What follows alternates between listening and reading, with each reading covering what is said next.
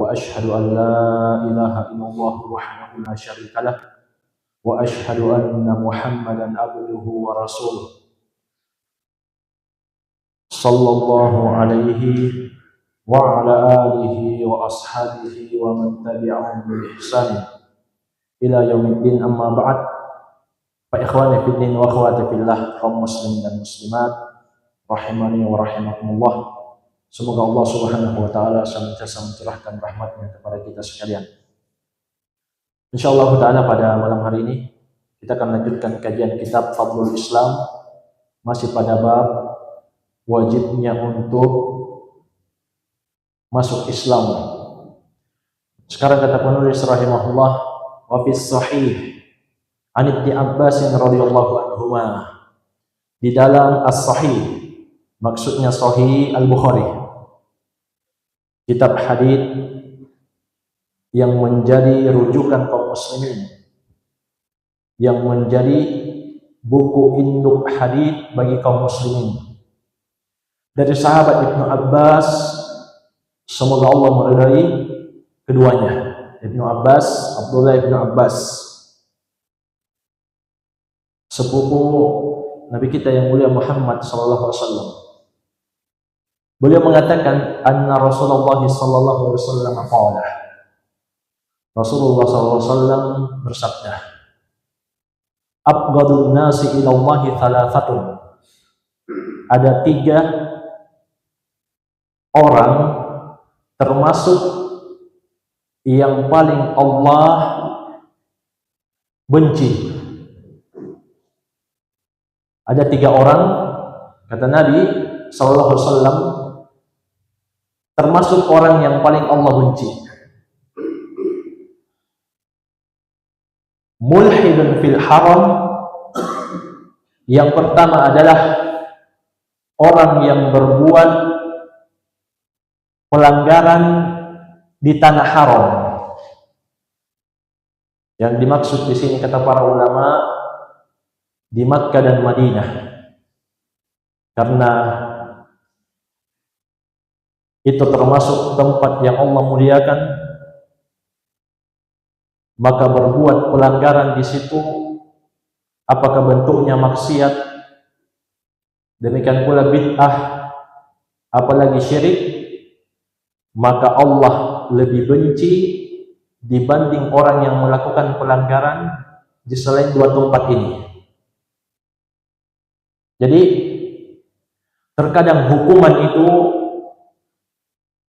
ditambah karena tempat atau waktu.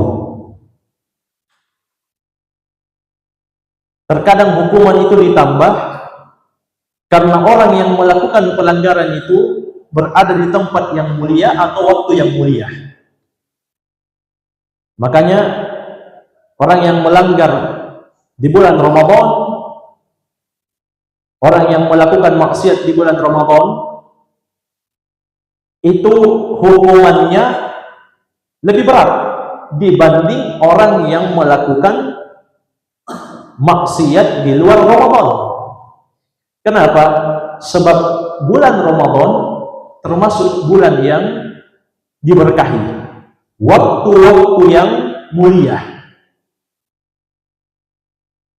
Namun yang ditambah itu bukan jumlah dosanya, bukan jumlah kesalahannya, tapi bentuk hukumannya itu yang ditambah.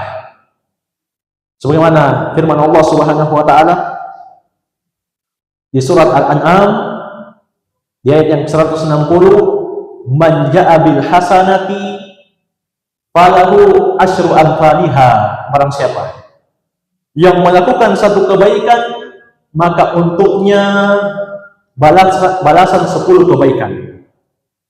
Jadi jamaah sekalian, ini umumnya kebaikan yang kita lakukan. Jadi semua kebaikan yang kita lakukan umumnya Allah lipat gandakan menjadi 10. Demikian pula dalam hadis Ibnu Mas'ud yang dikeluarkan oleh Imam At-Tirmidzi, Nabi kita yang mulia Muhammad sallallahu alaihi wasallam mengatakan, man qara'a harfan min kitabillah falahu bihi hasanah. Barang siapa yang membaca satu huruf dari Al-Quran, maka untuknya satu kebaikan.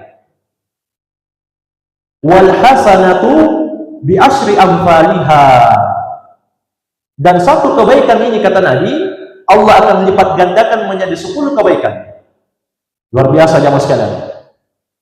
Membaca satu huruf Al-Quran bisa mendapatkan 10 kebaikan di sisi Allah.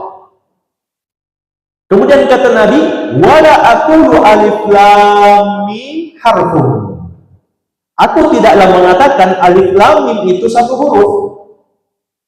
Walakin alifun harfun wa lamun harfun wa mimun harfun. Akan tetapi alif satu huruf, lam satu huruf, mim satu huruf. Sudah berapa? 30 kebaikan. Subhanallah. Bayangkan jamaah sekalian. Jadi sebelum datangnya Ramadan, kita harus punya persiapan, target, niat, cita-cita untuk menghatamkan Al-Quran minimal 1 kali. Jadi kalau satu huruf 10, alif lam mim saja 30. Bagaimana kalau kita bisa hatam? Sampai disebutkan oleh Imam Ibnu Qudamah dalam kitabnya Al-Mughni bahwa sebagian ulama mengatakan hukumnya makruh orang yang lebih sebulan tidak hatam-hatam Al-Quran. 2 bulan, 3 bulan dia belum hatam, belum tamat Al-Quran.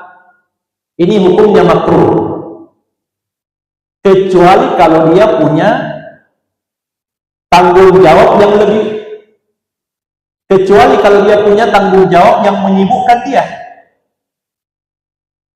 maka dia diberikan udzur. Syekh Shalih Al-Fauzan ditanya, 1 bulan orang tidak tamat Al-Quran, apakah termasuk orang yang menghijrahi? Kata beliau, na'am. Jadi jemaah sekalian, kita butuh pahala, kita butuh kebaikan. Maka saat ini persiapkan, punya target untuk menghatamkan Al-Quran. Jadi Allah sebutkan tadi di surat Al-An'am ayat yang 160, siapa yang melakukan satu kebaikan, baginya 10 kali lipat atau 10 balasan dari Allah. Wa man ja'a bis-sayyi'ati fala yujza illa mithlaha wa hum la yudlamun, kata Allah. Sedangkan siapa yang melakukan satu kejelekan, pelanggaran, dosa, maka tidak akan dibalas untuknya kecuali 1 juga yang semisal, dan mereka tidak akan dizolimi. Maksudnya jamaah sekalian, tetap hitungannya 1. Tapi kalau dia lakukan di Makkah dan Madinah, di tempat yang mulia, di tempat yang Allah muliakan, demikian pula di bulan yang mulia, maka hukumannya itu yang ditambah. Tetap 1 hitungannya, tapi hukumannya bentuknya ditambah. Ini yang dijelaskan oleh para ulama. Kenapa jamaah sekalian? Sebab pengagungan kepada syiar-syiar Allah itu, termasuk tempat dan waktu, itu termasuk tanda ketakwaan hati. Allah Subhanahu wa taala mengatakan, wa may yu'azzim sya'airallah fa innaha min taqwal qulub. Barang siapa yang menghormati syiar-syiar Allah, tempat maupun waktu, dia hargai, dia hormati. Bahkan sebagian ulama menyebutkan, wanita yang datang tamunya di bulan Ramadan, walaupun dia dibolehkan untuk tidak berpuasa, yang namanya wanita punya halangan, tapi para ulama juga mengingatkan tidak boleh dia makan dan minum terang-terangan sebagai bentuk penghormatan untuk bulan yang mulia. Maka kata Allah, siapa yang menghormati syiar-syiar Allah, maka itu alamat ketakwaan hati. Jadi Kalau sampai saat ini kita menghormati tempat-tempat dan waktu-waktu yang Allah muliakan, maka itu tanda ketakwaan hati. Sebaliknya jamaah sekalian, kalau ada orang yang tidak lagi menghormati bulan Ramadan, demikian pula tempat yang Allah muliakan, Makkah dan Madinah, mereka tidak takut lagi untuk melakukan dosa dan maksiat di dalamnya, maka ini lawan dari tanda ketakwaan hati. Karena itu jamaah sekalian, Nabi kita yang mulia Muhammad SAW juga mengingatkan, wailun lilladzi yukadzibu bil hadits, yukadzibu, wailun lilladzi yuhadditsu bil kadzib, yudhika bil qaul, wailul lahu, celakalah orang yang berkata bohong tujuannya untuk membuat orang ketawa. Celaka dia. Jamaah sekalian, wailul lahu itu dua kali Nabi sebutkan. Itu taukid lafaz, menunjukkan penekanan. Artinya kalau saya bilang Ja'a Muhammad, sudah datang Muhammad, berarti saya tidak bohong. Benar-benar Muhammad telah datang. Itu taukid lafaz. Sama di sini. Nabi ulang orang yang berusaha membuat orang lain ketawa tapi bohong, kata Nabi, wailul lahu, celaka dia. Kenapa? Apalagi kalau dia gunakan agama untuk bahan lelucon, ini lebih tidak ada lagi ketakwaan dalam hati, bahkan bisa sampai hancur. Demikian pula Nabi mengingatkan jamaah sekalian, la tukthirud dhahik, jangan kalian terlalu banyak ketawa. Fa inna kathratat dhahik tumitul qalba, karena sesungguhnya banyak ketawa itu bisa mematikan hati. Kalau hati sudah mati, maka nasihat tidak akan mempan untuk hati tersebut. Karena itu jamaah sekalian, termasuk hal yang mengherankan, orang yang mengantar jenazah tapi dia banyak ketawa di situ. Orang yang datang ziarah kubur tapi dia banyak ketawa. Bahkan tidak sedikit dari mereka selfie, foto-foto. Subhanallah.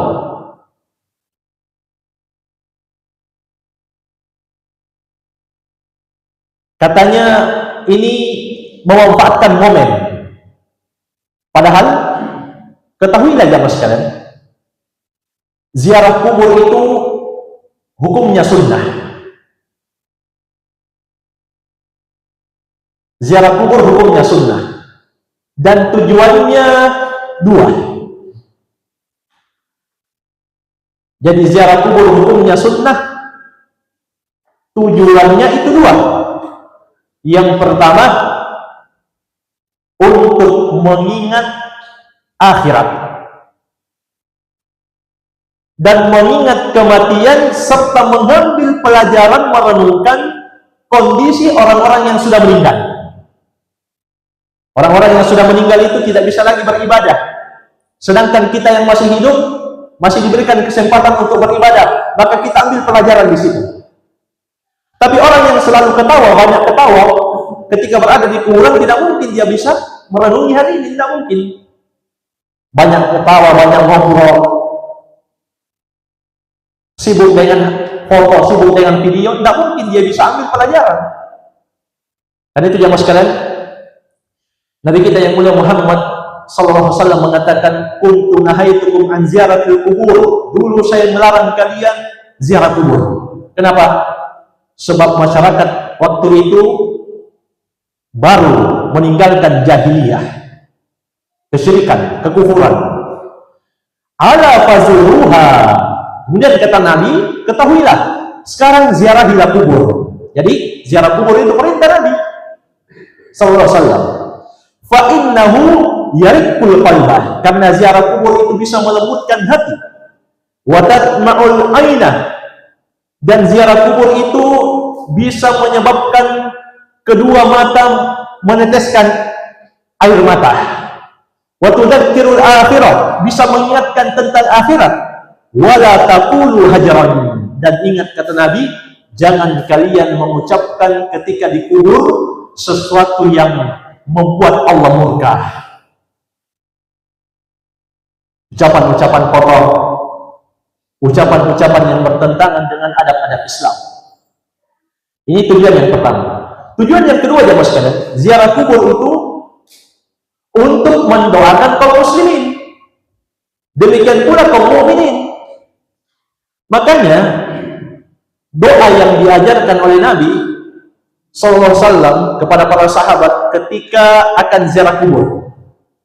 Assalamu ala ahli diyar minal mu'minina wal muslimin wa inna insya'allahu bikum lalahiqun nas'allaha lana wa lakumul afiyah. Ringkas doanya. Assalamu alayka ahli diyar, assalamu ala ahli diyar, semoga keselamatan untuk penghuni kubur dari Allah Subhanahu wa taala. Minal mu'minin wal muslimin, dari mukminin, kalangan mukminin dan muslimin. Jadi orang-orang kafir itu tidak bisa didoakan. Kalaupun didoakan tidak akan tembus doanya, sebab dia tidak akan diampuni oleh Allah. Wa inna insya'allahu bikum lalahiqun, dan sungguh kata Nabi, kami yang masih hidup insya'allah akan menyusul kalian. Nas'alullaha lana wa lakumul afiyah. Kami mohon kepada Allah untuk kami dan kalian keselamatan. Jadi itu doanya. Cuma dua aja mas kalian, tujuannya ziarah kubur. Ingat akhirat, ingat mati, merenungkan kondisi orang-orang yang sudah wafat dan mendoakan mereka. Tidak ada yang lain tujuannya. Cuma itu. Dan hukumnya sunnah. Makanya hati-hatilah, jangan terlalu banyak ngobrol, apalagi sampai ketawa di pemakaman. Baik. Kemudian yang kedua, termasuk orang yang paling Allah murkai, wa mubtagin fil Islam sunnata jahiliyah, orang yang melakukan di dalam Islam ajaran jahiliyah. Sebentar akan dijelaskan oleh Syekh rahimahullah taala. Kemudian yang ketiga, wa muqalibu damin ri'in bi ghairi haqqin liyamri qadamahu, orang yang menuntut tanpa kebenaran darahnya orang lain agar supaya orang itu terbunuh, dijatuhi atau dijatuhi hukuman mati. Ini yang paling Allah benci. Ya mas kalian, tentunya sifat Allah tidak sama dengan sifat makhluk. Sebagaimana kata Allah Subhanahu wa taala di surat Asy-Syura, "Laisa kamitslihi syai'un wa huwas samiul basir." Allah tidak sama dengan siapapun juga, dan Dia Maha mendengar lagi Maha melihat. Perhatikanlah, semua makhluk rata-rata punya pendengaran, punya penglihatan. Dan Allah mengabarkan Dia juga Maha mendengar, Maha melihat. Tapi di awal ayat Allah tekankan, laisa kamitslihi syai'un, Allah tidak sama dengan siapapun juga. Jadi Allah Maha mendengar, Allah Maha melihat, makhluk juga mendengar, makhluk juga melihat, tapi pendengaran dan penglihatan Allah tidak sama dengan makhluk. Itu akidah Ahlus Sunnah wal Jamaah. Demikian pula marahnya Allah tentu tidak sama dengan marahnya makhluk. Tidak ada satupun yang mampu berkata-kata, berucap ketika Allah Subhanahu wa taala murka. Baik. Kemudian qala Syekhul Islam Ibnu Taimiyah, penulis rahimahullah menukil ucapan Syekhul Islam Ibnu Taimiyah. Qaddasallahu ruhahu, semoga Allah mensucikan beliau. Qaulu sunnata jahiliyah, inilah pembahasan kita. Ucapan Nabi SAW, sunnah jahiliyah yang dari fiha kullu jahiliyatin mutlaqatin aw muqayyadatin, masuk semua jahiliyah mutlak maupun yang tertentu. Ayat fi syakhsin duna syakhsin, yaitu tanpa terbatas pada person. Kitabiyatin aw wafaniyatin aw ghairihima, apakah dia ahlul kitab menyembah patung-patung atau selain keduanya. Min kulli mukhalafatin lima ja'at bihir min kulli mukhalafatin lima ja'at bihil mursalun, dari semua yang menyelisihi ajaran yang dibawa para rasul. Jadi kita dapat definisi di sini jamaah sekalian bahwa jahiliyah itu semua yang menyelisihi ajarannya para nabi dan rasul. Itu jahiliyah. Kemudian kata penulis, wa fis sahih, di dalam as-sahih, Sahih Al-Bukhari, an Hudzaifah radhiyallahu anhu, datang dari Hudzaifah, semoga Allah meridai beliau. Hudzaifah ini termasuk sahabat yang banyak mengetahui rahasia kaum munafikin. Qala, beliau mengatakan, ya ma'syaral qurra, wahai sekalian para pembaca Al-Quran, istaqimu, luruslah, istiqomalah kalian. Fa in istaqamtum faqad sabaqtum sabaqan ba'ida. Jika kalian istiqomah, sungguh kalian sudah berada di depan dengan posisi yang sangat jauh. Fa in akhadtum yaminan wa shimalan faqad dhalaltum dhalalan ba'ida.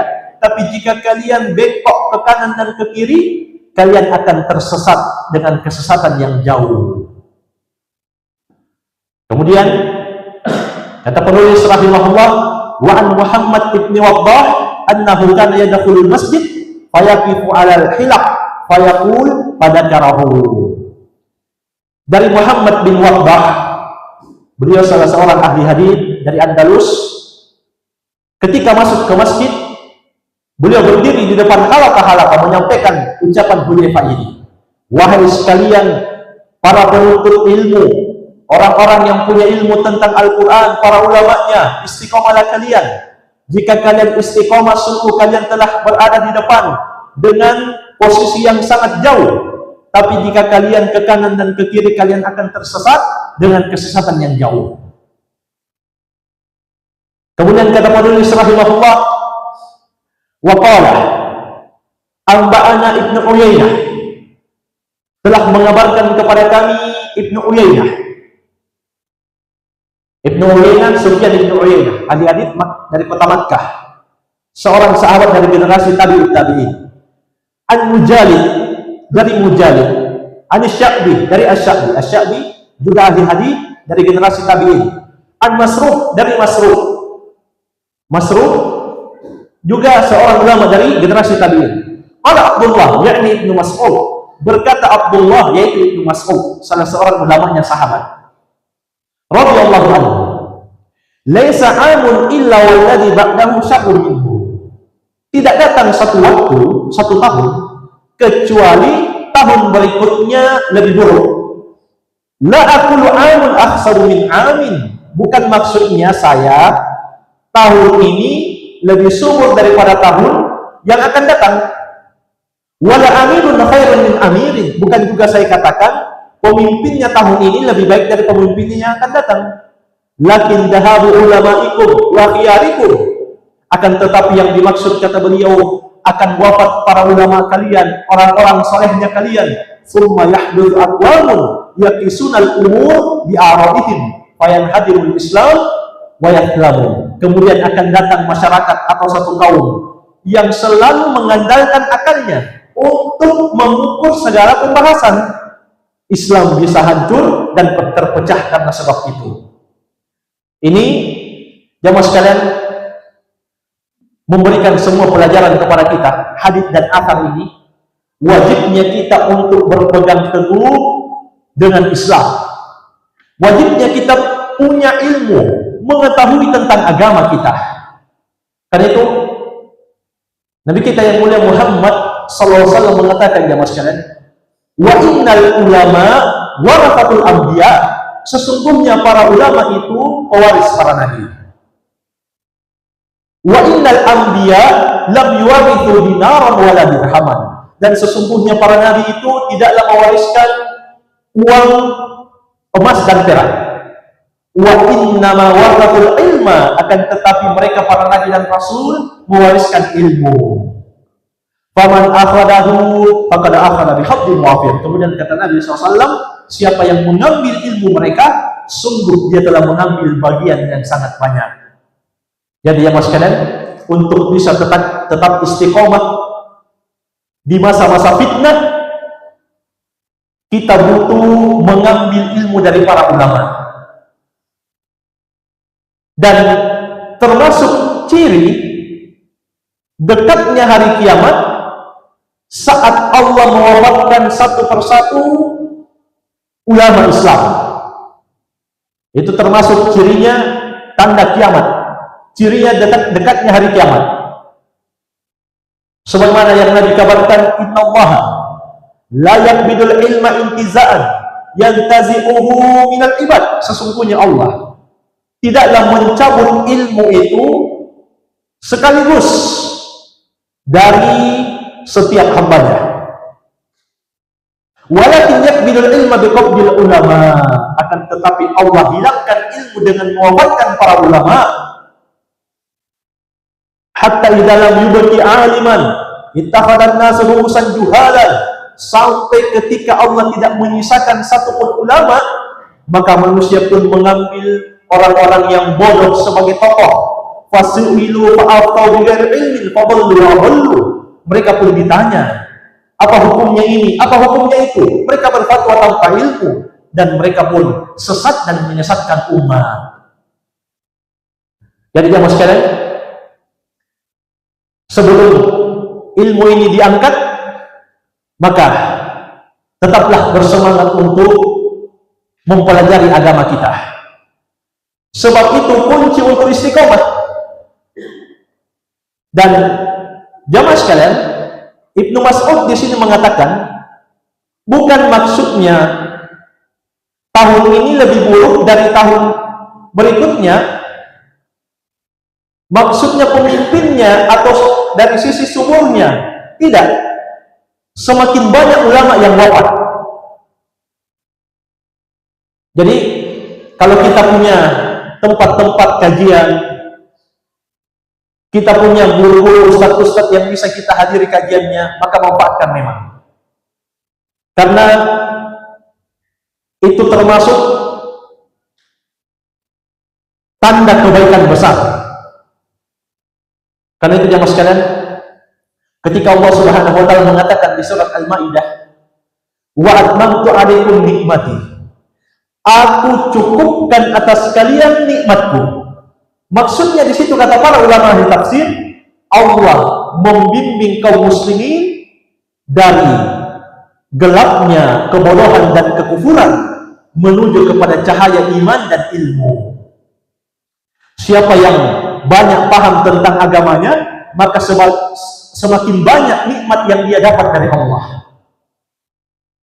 Namun jamaah sekalian, bukan berarti juga kita harus gulu dengan ulama, tidak. Sebagian orang bahkan mempertentangkan hadis Nabi dengan ucapan ulama. Jamaah sekalian, hadis yang melarang tentang tabarruk itu sangat banyak.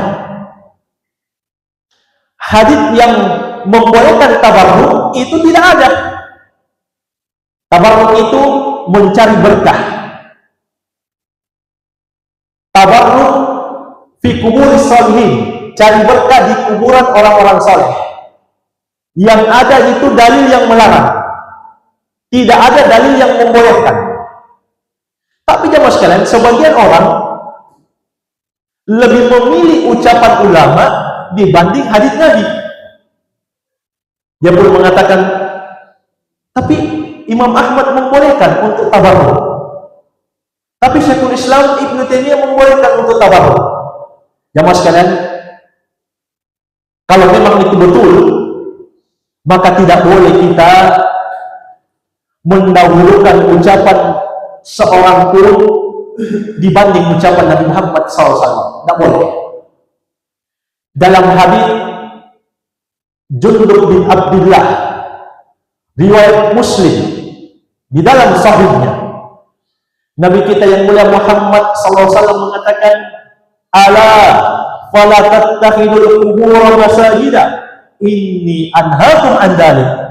Ketahuilah, janganlah kalian menjadikan kubur itu sebagai tempat ibadah, sebagai tempat untuk mencari berkah. Sesungguhnya saya melarang kalian dari hal tersebut. Ini jelas. Kalau ucapan sebagian ulama, mesti kita teliti dulu. Itu riwayatnya sahih atau tidak? Ada ulama yang melarang, ada yang membolehkan. Anggaplah kita tidak mau berdebat. Betul ada yang membolehkan. Apakah pantas kita memilih ucapan seseorang dibanding ucapan Nabi? Kita tidak ditanya kenapa kamu tidak mengikuti Imam Fulan, Syekh Fulan, tidak, bukan itu. Tapi Allah akan bertanya kepada kita, bagaimana kita menerima hadits Nabi Muhammad SAW? Wa yawma yunadihim fayaqul mada ajabatumul mursalin, kata Allah pada hari itu, pada hari kiamat. Allah Subhanahu wa taala memanggil mereka seluruhnya. Kemudian Allah bertanya, bagaimana sikap kalian dengan ajaran para rasul, yaitu hadits Nabi Muhammad SAW.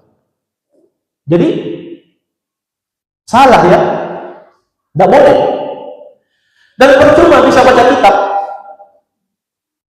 dikali nol itu.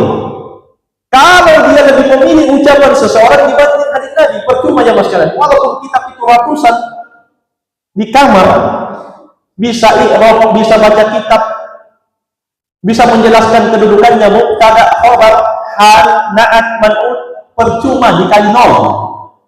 Kalau dia lebih memilih pendapat seseorang di atas ucapan Nabi Muhammad SAW, percuma.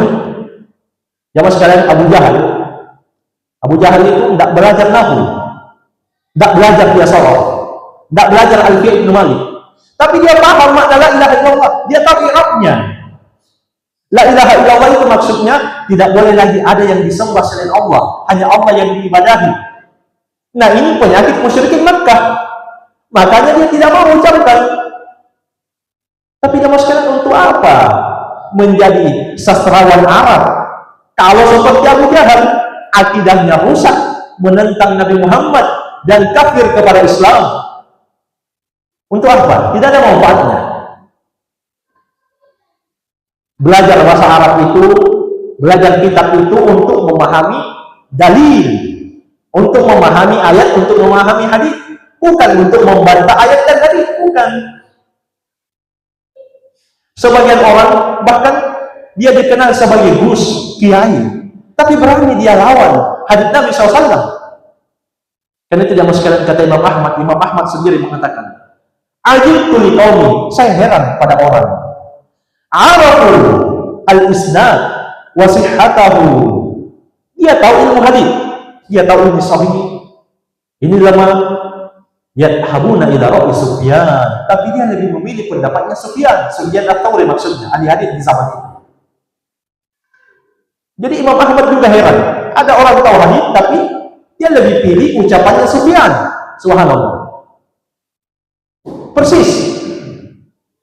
Kita bacakan ayat, kita bacakan hadis, apa yang dia bilang?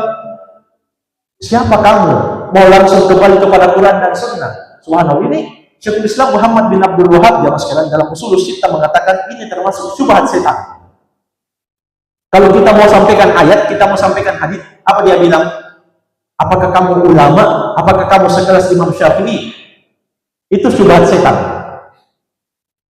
Dia menghendaki supaya kita tidak menyebutkan dalil. Bahkan sebagian kiai mereka mengatakan sendiri, sekarang berdakwah itu susah. Ini Pak Kiai,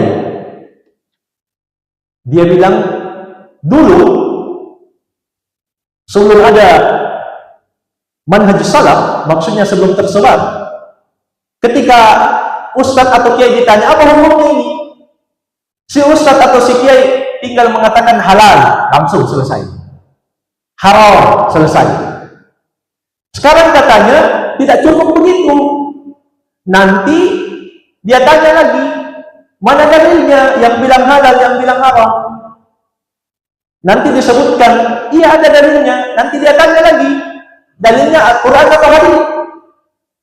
Padahal kita ini tidak hafal Quran. Ya, kata Pak Kiai.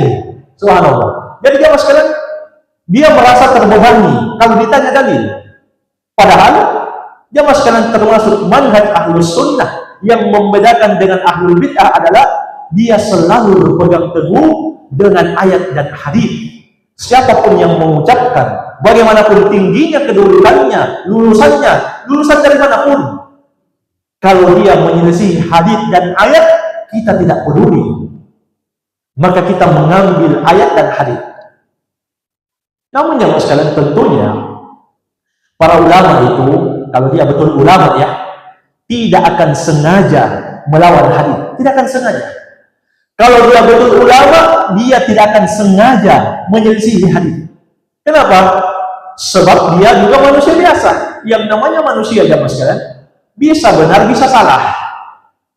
Justru bahaya kalau ada yang bilang ulama tidak mungkin salah, ini bahaya. Kenapa? Secara tidak langsung dia sudah mendudukkan ulama itu seperti Nabi dan Rasul. Yang tidak mungkin salah itu jamaah sekalian Nabi dan Rasul. Allah Subhanahu wa taala mengatakan di surat An-Najm, "Wa ma yantiqu 'anil hawa in huwa illa wahyun yuha." Tidak ada yang beliau ucapkan dari hawa nafsu. Apa yang beliau ucapkan hanyalah wahyu yang diwahyukan kepadanya. Jadi hati-hatilah. Walaupun orang itu bisa atau jago baca kitab, tapi kalau dia meninggalkan hadis Nabi, itu orang yang sesat. Jadi kita harus berpegang teguh dengan Al-Quran dan hadis, tapi melalui pemahaman para ulama. Karena itu jemaah sekalian, ada satu penjelasan dari Syekh Shalih Sindi, salah seorang pengajar di Masjid Nabawi. Beliau mengatakan, ulama itu seperti bintang di langit. Dulu bintang di langit digunakan untuk mengetahui arah kiblat, karena belum ada kompas. Ulama juga begitu, dijadikan ucapannya sebagai wasilah untuk memahami ayat dan hadis. Dipakai, digunakan penjelasannya. Tapi kata Syekh Shalih Sindi, kalau kamu sekarang di depan Ka'bah, masihkah kamu butuh bintang? Ini sudah di depan Ka'bah ini. Orang datang umroh sudah di depan Ka'bah. Masih tidak kita butuh kompas? Mana ini kiblat? Tentu tidak. Demikian pula jamaah sekalian, kalau kita sudah paham makna ayat, makna hadis, masihkah kita butuh bertanya? Tentu tidak. Wala taqrabu zina, jangan kalian dekat-dekat zina. Maksudnya jangan kalian melakukan hubungan baik bicara maupun perbuatan dengan lawan jenis tanpa keperluan yang mendesak. Jangan dekat-dekat. Masih butuh kita bertanya, maksud apa maksudnya itu jangan dekat-dekat zina? Makanya termasuk pendapat yang lemah yang mengatakan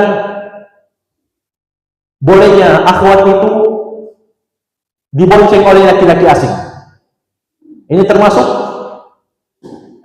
pintu yang membuka fitnah lawan jenis. Perhatikanlah firman Allah, wala taqrabu zina. Jangan kalian mendekati zina. As-Syi'ri rahimahullah mengatakan, Allah tidak katakan jangan kamu berzina. Dekat-dekat saja tidak boleh. Semua yang bisa mengantarkan kepada perbuatan atau hubungan terlarang jangan didekati, kata Allah.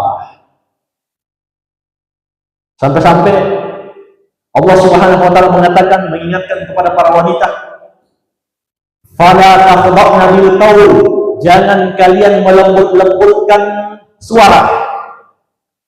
Fayatma'al ladzi fi qalbihi maradun, sehingga orang yang di hatinya punya penyakit syahwat berkeinginan terhadap mereka. Wa qulna qawlan ma'rufa, tapi kata Allah tetap ucapkan ucapan yang bagus, jangan juga kasar. Jadi para wanita tidak boleh melembut-lembutkan suara sehingga orang yang punya penyakit di dalam hati, penyakit syahwat menginginkan dia, tapi jangan juga dia mengucapkan kecuali ucapan yang ma'ruf. Jadi jamaah sekalian, hendaklah kita pertengahan dalam bersikap kepada para ulama. Kemudian yang terakhir, perhatikanlah ucapan Imam Syafi'i. Siapa yang tidak kenal Imam Syafi'i jamaah sekalian?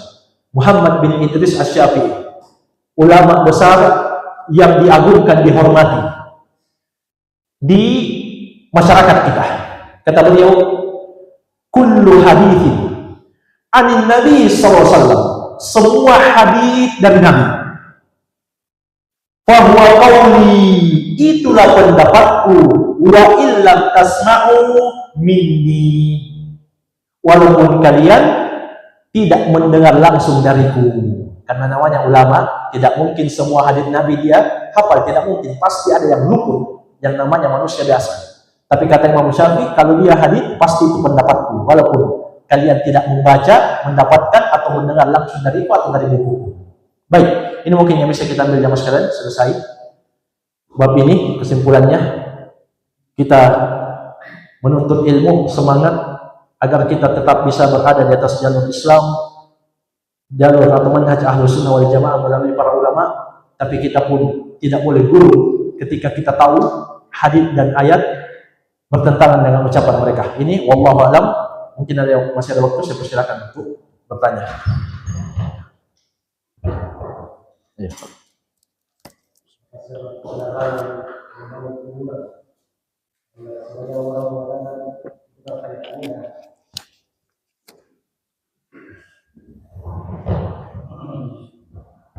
Baik, jamaah sekalian,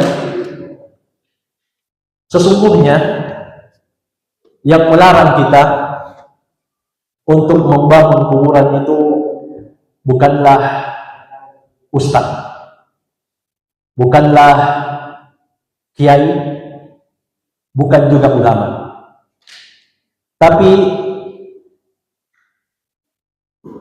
yang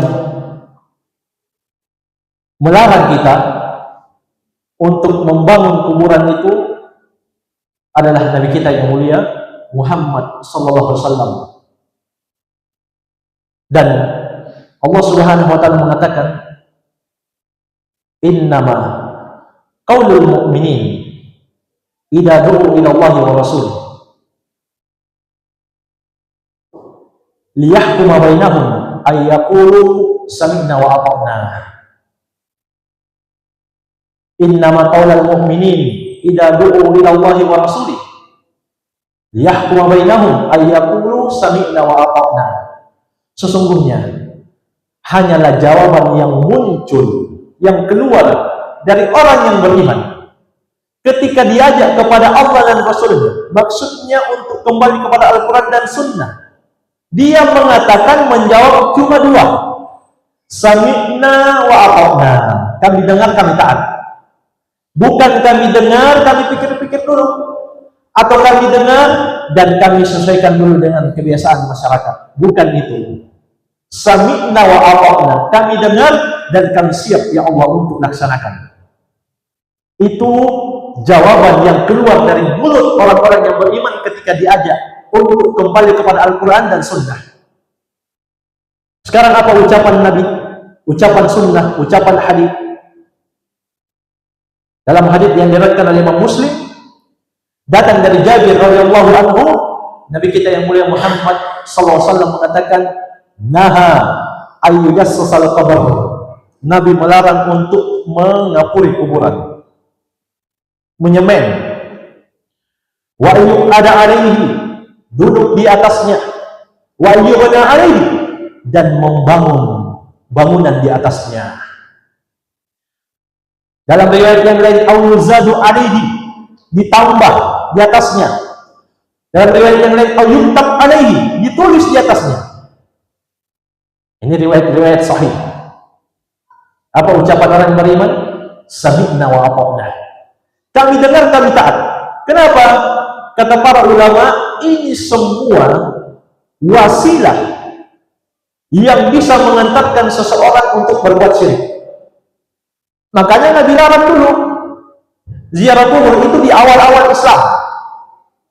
Tunggu sampai akidah kaum muslimin kuat.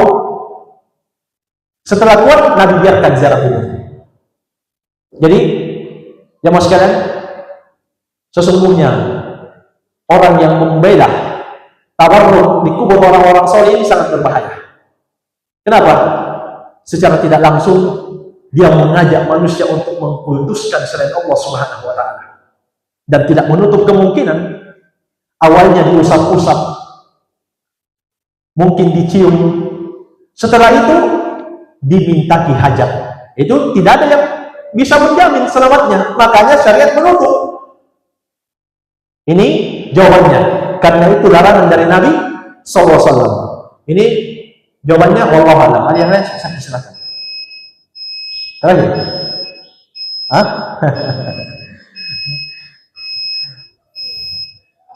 Pas bunyi. Iya. Baik, jamaah sekalian mungkin saja yang bisa kita ambil. Semoga bermanfaat. Lebih dan kurangnya saya mohon maaf. Wabillahi taufik. Subhanallah bihamdik. Asyhadu an la ilaha illa anta astaghfiruka wa atubu ilaik. Walhamdulillahirabbil alamin. Wassalamualaikum warahmatullahi wabarakatuh.